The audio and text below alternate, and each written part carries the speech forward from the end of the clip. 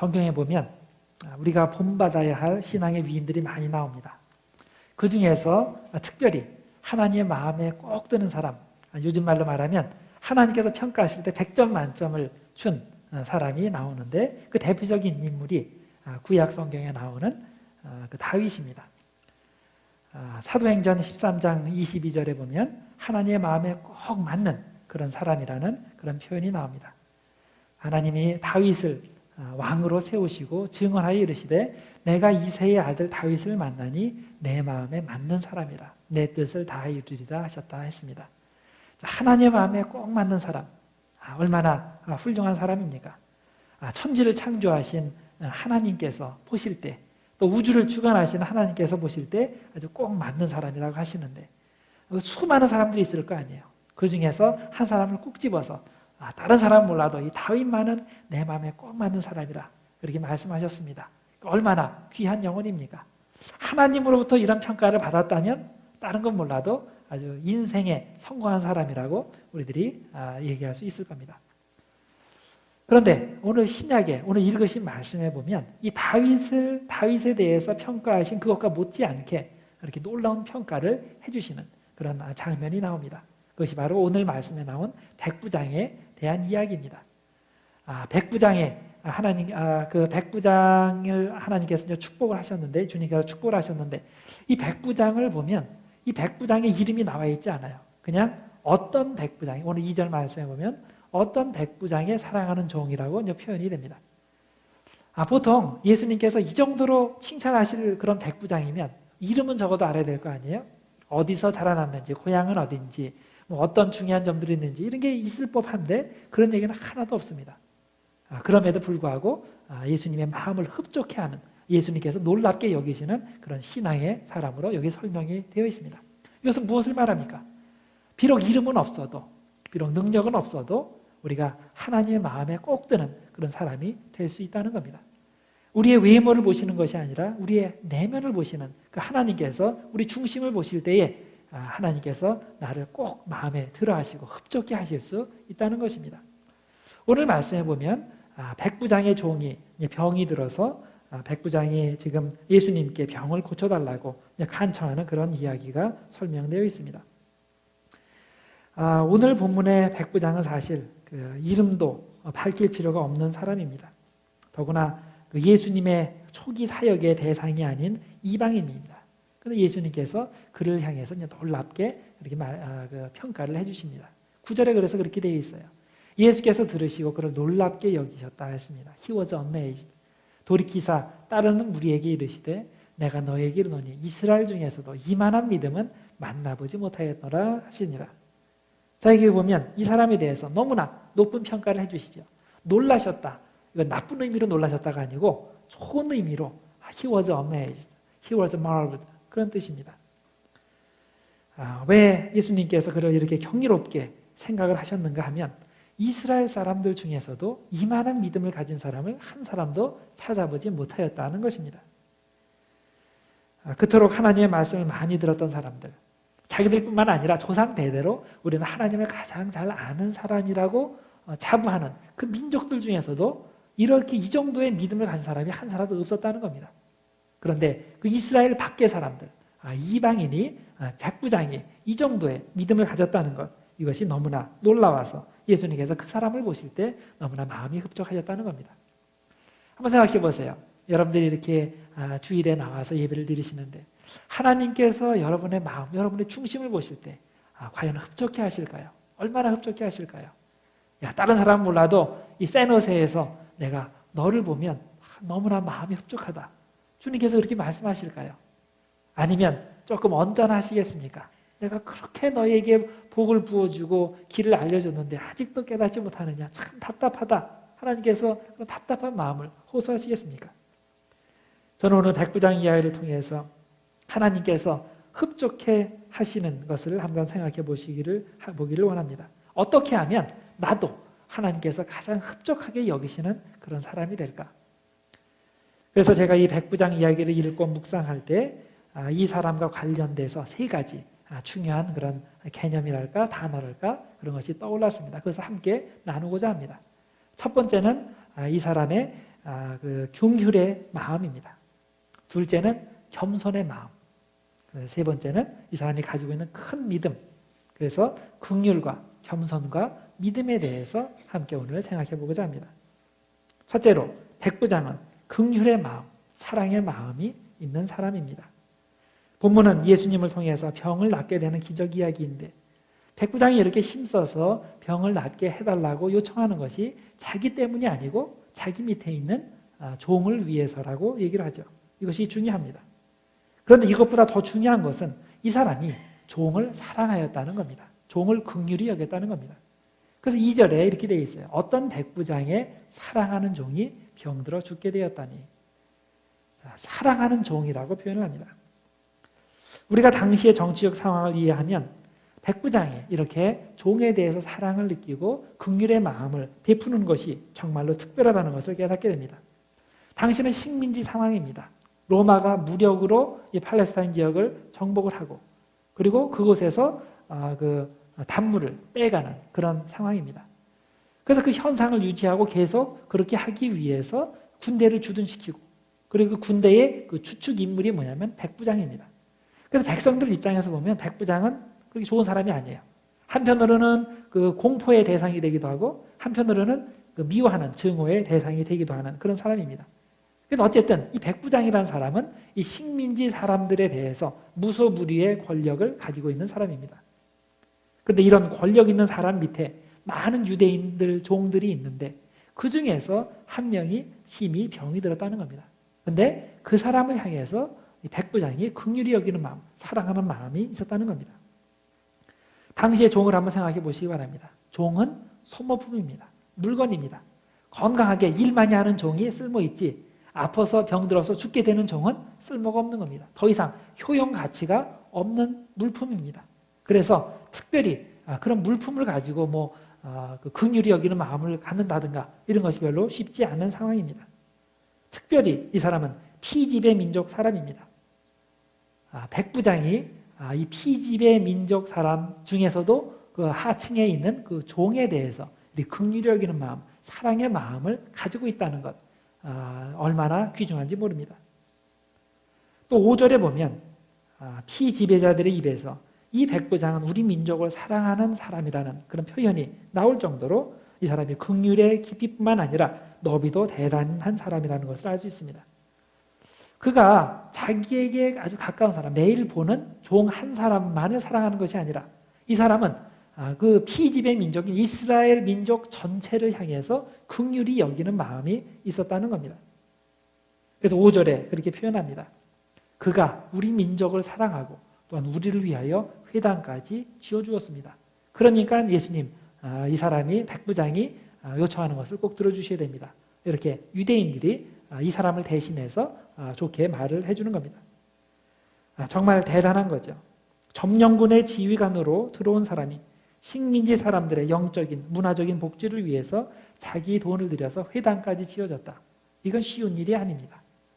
진짜 마음 가운데 약자에 대한 그런 긍휼이 풍성한 사람이기에 이렇게 할 수 있었던 겁니다.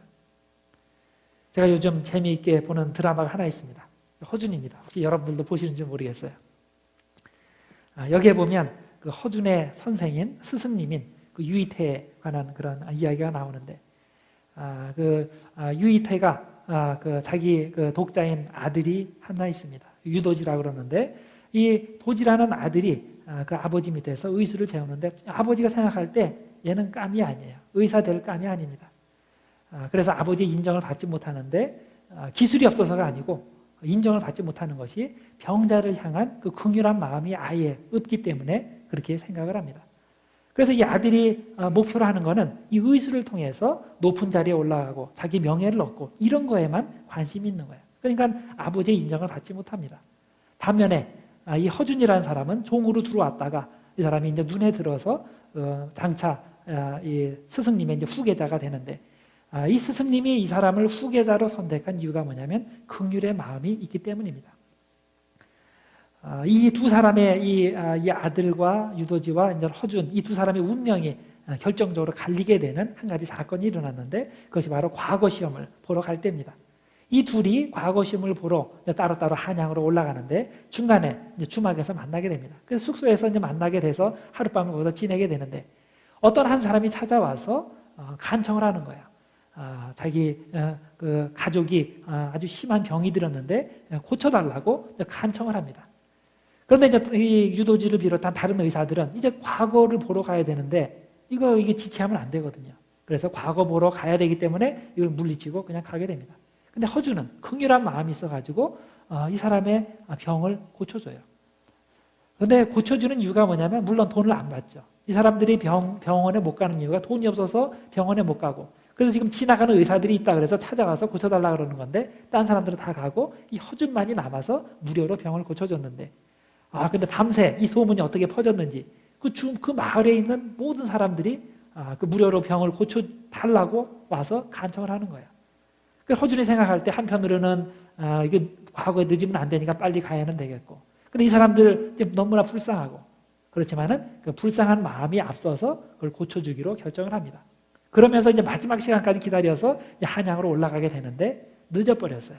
그래서 과거 시험장에 들어가지도 못하고 터벅터벅 이제 고향으로 돌아오게 됩니다. 반면에 아들인 유도지는 그 사람은 과거에 급제해서 말을 타고 금이 환영하게 됩니다. 이제 그 집에서 이제 아버지가 이제 기다립니다. 기다리는데 이제 그 두 사람이 오게 됐어요. 아들은 금이 환영해서 돌아왔고 허주는 그냥 외로이 터벅터벅 돌아오게 됐고 나중에 왜 이렇게 둘이 다르게 됐는지 이 아버지가 자초지종을 다 알게 되었어요. 그리고 나서 아주 대단히 분노하게 됩니다. 아들을 데려다 놓고 얘기하는 거예요. 너는 허준한테 졌다 하고 얘기를 하는 거예요. 그 이유가 뭐냐면 너에게는 긍휼의 마음이 없기 때문이다. 당시 조선시대에는 이 의사에 대해서 세 가지 종류의 의사가 있다고 가르쳤습니다. 물론 이제 나쁜 종류의 의사는 빼고 좋은 의사 종류가 적어도 세 가지가 있다고 얘기를 했는데 첫 번째 의사가 약의라고 그럽니다. 약을 잘 써가지고 사람들의 병을 고쳐주는 사람이에요.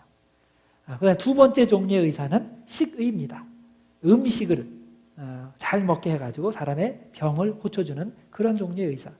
자, 첫 번째 종류의 의사, 약으로 써가지고 병을 고쳐주는 사람은 당연히 약값을 받아야 되겠죠. 당연히 돈을 벌입니다. 근데 두 번째 종류의 의사, 매일 먹는 음식들이 뭐고 그래서 그걸 잘 먹으면 된다고 가르쳐주는 의사는 돈을 못 벌어요. 그렇지만 그것이 더 그 상위에 있는 상위의 그런 더 좋은 훌륭한 의사라는 겁니다. 그런데 약의보다, 이 식의보다 더 훌륭한 의사가 있는데 그것이 뭐냐면 심의라고 얘기를 합니다. 심의는 마음심자예요. 마음으로 치유하는 그런 의사라는 겁니다. 긍휼의 마음이 있는 거라는 거예요. 그래서 사랑하는 마음, 병자에 대한 그런 긍휼의 마음이 있는 그 사람이 이제 심의가 돼서 그럴 경우에 병자가 그런 의사의 눈빛만 봐도 그 마음의 병을 다스려서 육신도 편안하게 된다는 그런 의사입니다. 바로 이 유이태 의원이 지향하는 것이 바로 그런 심의이고 그것을 계승한 사람이 허준이라는 거예요. 그래서 그 스승님의 그런 유지를 떠받들어서 이 사람이 후계자가 된다는 그런 이야기입니다. 여러분, 우리가 어떤 생명을 살리고 또 영혼을 살리기 위해서는 이런 마음과 마음이 통하는 긍휼이 있어야 됩니다. 긍휼이 없이는 변화가 없습니다. 생명이 창조될 수가 없습니다. 여러분, 우리의 이론으로 사람이 치유되는 것이 아닙니다. 우리의 돈으로 치유되지 않습니다. 오직 하나님께서 주신 그 긍휼의 마음, 사랑의 마음으로서만이 우리 가운데 치유의 역사가 일어나게 되는 것입니다. 그래서 여러분들 우리 가운데 어떤 기적, 하나님의 능력이 임하기를 원한다면 다른 무엇보다도 기술보다도 돈보다도 우리의 그 긍휼히 여기는 마음, 사랑하는 마음이 있어야 됩니다. 오늘 본문의 백부장이 이런 긍휼의 마음으로서 종의 병을 낫게 했습니다. 그리고 이것을 바라보는 상처받은 피지배 민족 사람들이 이 긍휼의 마음을 통해서 자신들이 사랑받는다는 그런 것을 느끼고 하나님께 감사하게 되는 것입니다. 여러분, 제 기도 제목이 있습니다. 그것은 우리 교회에 이런 긍휼의 마음이 풍성하기를 저는 기도하고 있습니다. 우리 주변에 효용 가치가 없어져 버린 사람, 심지어 백해무익하다고 생각되는 사람, 그런 사람에게도 하나님의 긍휼을 가지고 하나님의 사랑을 가지고 그들을 대하는 우리들이 되기를 바랍니다. 우리에게 이 정도의 풍성한 긍휼이 있을 때 그때 우리 가운데서 사람이 치유되고 영혼이 사라지는 그런 역사가 일어나게 되는 것입니다. 저는 죽은 영혼들이 다시 살아나는 역사가 우리 교회에 풍성하게 일어나게 되기를 기도합니다. 그러기 위해서 우리 마음 가운데 긍휼히 여기는 마음, 사랑의 마음이 부어지기를 위해서 기도하는데 여러분들도 함께 이것을 위해서 기도하시고 또 힘쓰시고 그래서 마침내 하나님께 칭찬받는 교회, 또 하나님의 마음에 꼭 드는 그런 교회가 되기를 소망합니다. 오늘 본문에서 두 번째로 생각해 볼 점은 겸손입니다. 백부장의 겸손. 백부장 하면 자기 밑에 100명의 군사를 거느린 사람입니다. 당시에 온 천하를 지배하고 있는 로마 군대의 등뼈라고 할 수 있는 직책입니다. 이 사람은 사실 식민지에 주둔하고 있는 군대의 백부장이라는 사실 하나만으로 겸손하기가 대단히 힘든 사람입니다. 누구에게 겸손하란 말입니까? 아무리 둘러봐도 자기 위에 있는 사람은 몇 사람 안 돼요. 다 자기 밑에 있는 사람들입니다. 그 대부분은 식민지 사람들이에요. 그러니까 자기가 무시해도 되는 사람들입니다. 그런데 그런 사람들 앞에 겸손하기라는 것이 대단히 힘든 겁니다. 그는 예수님 앞에 겸손하였습니다. 예수님이 누굽니까? 식민지 피지배 민족 사람 중에 하나일 뿐입니다. 로마의 백부장이 아무 공직도 없고 힘도 없는 피지배 민족 사람 예수님 앞에 겸손한다는 것이 절대 쉬운 일이 아닙니다.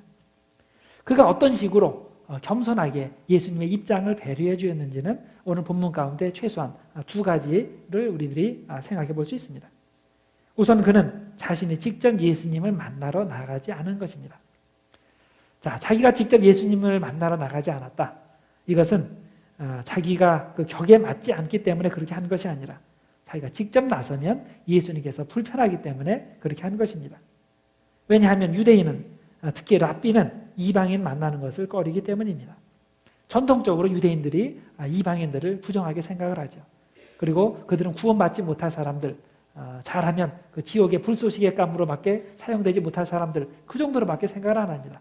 당연히 같이 식사도 안 하고 동업도 안 하고 밥도 같이 안 먹고 그런 상황입니다.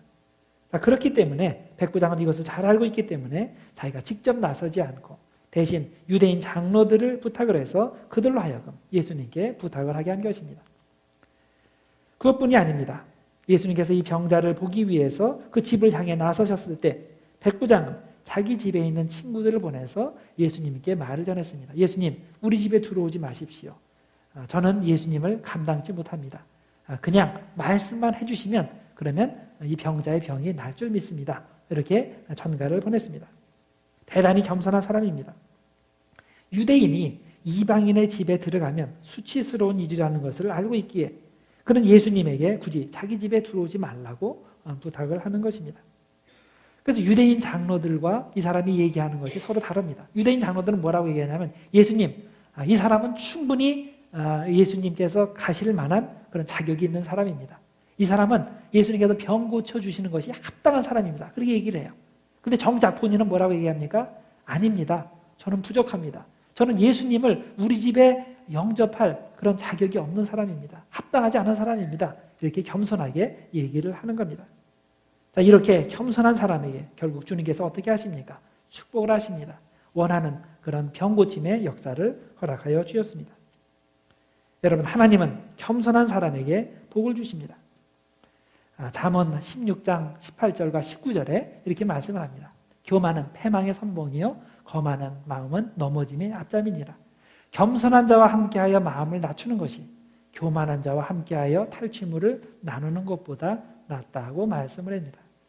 여러분, 복을 받고 싶습니까? 겸손하셔야 됩니다. 겸손한 자에게 하나님께서 은혜를 주시고 교만한 자는 하나님께서 무너뜨리십니다. 여러분, 우리가 겸손의 중요성을 알아야 되는데 그 겸손에 대해서 그 대표적인 인물이 아까 초두에 말씀드린 그 다윗이 대표적으로 겸손한 사람입니다.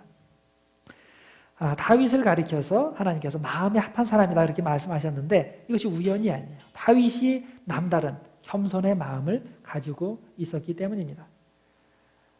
사무엘하 12장에 보면 나단이 다윗을 찾아가서 회개를 촉구하는 그런 장면이 나옵니다. 다윗이 그 우리아의 아내인 바세바를 범하게 되죠. 그리고 자기의 죄가 들통이 날까 봐 그 무고한 우리아 장군을 전쟁터에 보내서 죽이게 합니다. 얼마나 큰 죄악입니까? 아무도 모른다고 생각을 했는데 어느 날 나단 선지자가 자기를 찾아와서 비유의 말씀을 들어가면서 아주 심하게 책망을 합니다. 하나님의 심판을 예고하면서 회개할 것을 촉구를 합니다. 이때 다윗이 겸손한 마음이 없었다면 그 나단 선지자를 그냥 처형했을 겁니다. 반역죄로 몰아서 처형을 시켰을 것입니다. 그런데 그렇게 하지 않았어요. 다윗이 하나님의 말씀을 순종하고 또 그 앞에 겸손하게 무릎을 꿇었습니다. 그리고 회개를 하였습니다. 그래서 하나님께서 다시 회복을 해주셨습니다. 다윗이 겸손한 것은 그 다음 사건에 의해서도 확실하게 되는데, 다윗이 그 밧세바를 통해서 낳은 셋째 아들의 이름을 나단으로 지었습니다. 역대하 3장 5절에 보면 그 밧세바를 통해서 낳은 아들들의 이름이 쭉 나옵니다. 예루살렘에서 다윗이 낳은 아들들은 이러하니 시므아와 소밥과 나단과 솔로몬 네 사람은 다 암미엘의 딸 밧수아 즉 밧세바의 소생이라고 했습니다. 한번 생각해 보세요. 나단이라는 사람이 누굽니까? 자기에게 껄끄러운 사람이에요.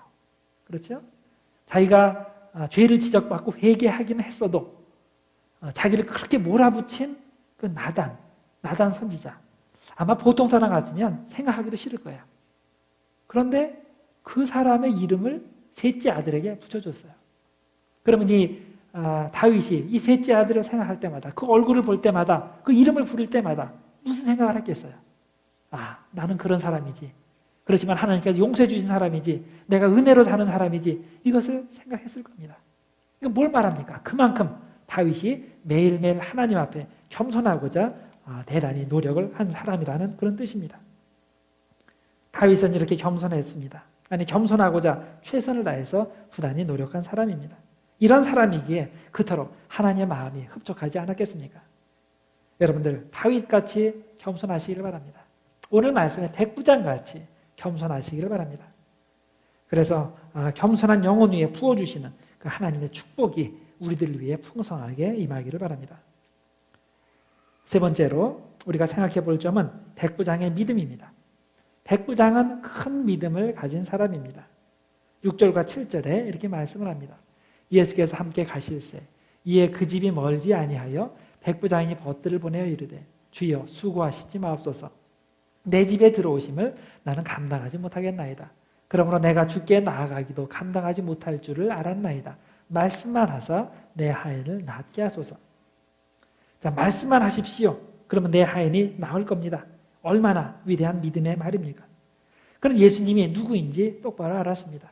예수님은 구세주시고 천지의 주제이신 하나님의 아들이라는 것을 알았습니다. 말씀으로 천지를 창조하신 분이라는 것을 알았습니다. 그래서 담대히 선포한 것입니다. 말씀만 하십시오.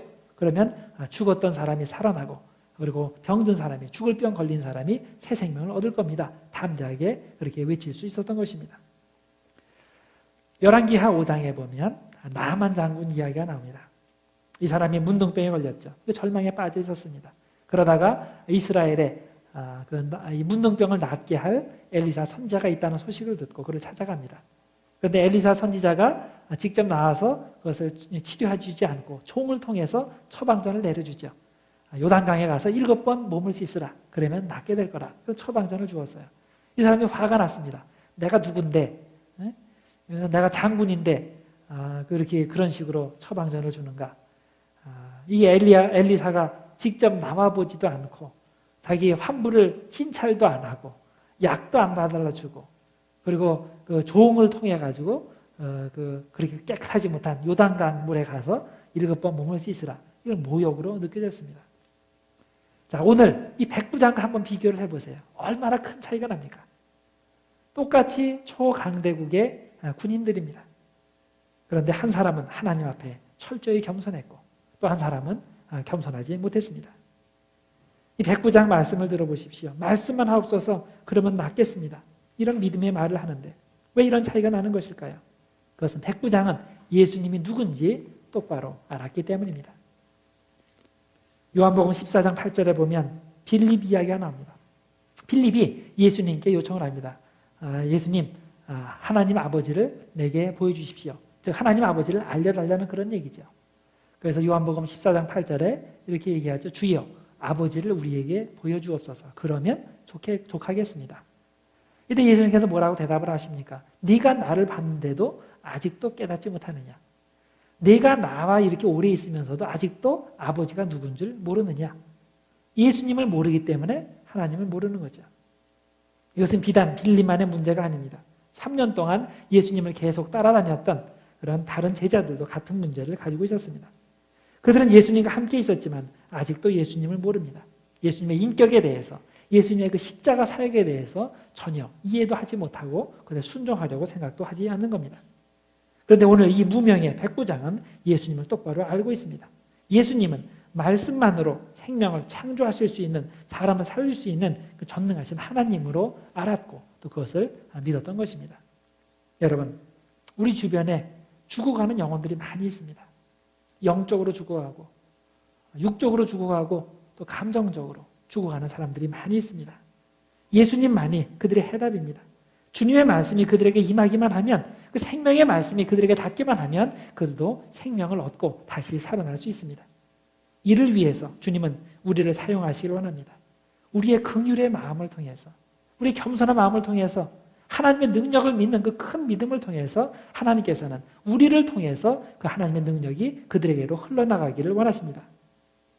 그래서 우리 모두 그 백부장의 긍휼과 겸손과 믿음으로써 이 세상을 살리고 우리 교회를 살리고 우리 가정을 살리고 우리 개인의 영혼을 살리는 우리들 모두가 되기를 주님의 이름으로 축원드립니다. 기도하겠습니다. 하나님 아버지 감사합니다. 오늘 백부장의 믿음을 통해서 우리 자신을 돌아보게 하심을 감사드립니다. 주님, 백부장이 가진 긍휼의 마음을 우리도 가져서 세상에 죽어가는 영혼들에게 주님의 사랑을 전하기를 원합니다. 겸손하게 주님의 음성을 듣고 순종하는 사람들이 되기를 원합니다. 생명을 창조하시는 주님을 똑바로 알고 큰 믿음으로 주변의 사람들을 위로하고 치유하고 살리는 주님의 도구가 되기를 원합니다. 그럼으로써 하나님이 보시기에 흡족한 믿음의 사람, 하나님이 기뻐하시는 주님의 귀한 제자들이 되게 하여 주시옵소서. 예수님의 이름으로 기도드립니다. 아멘.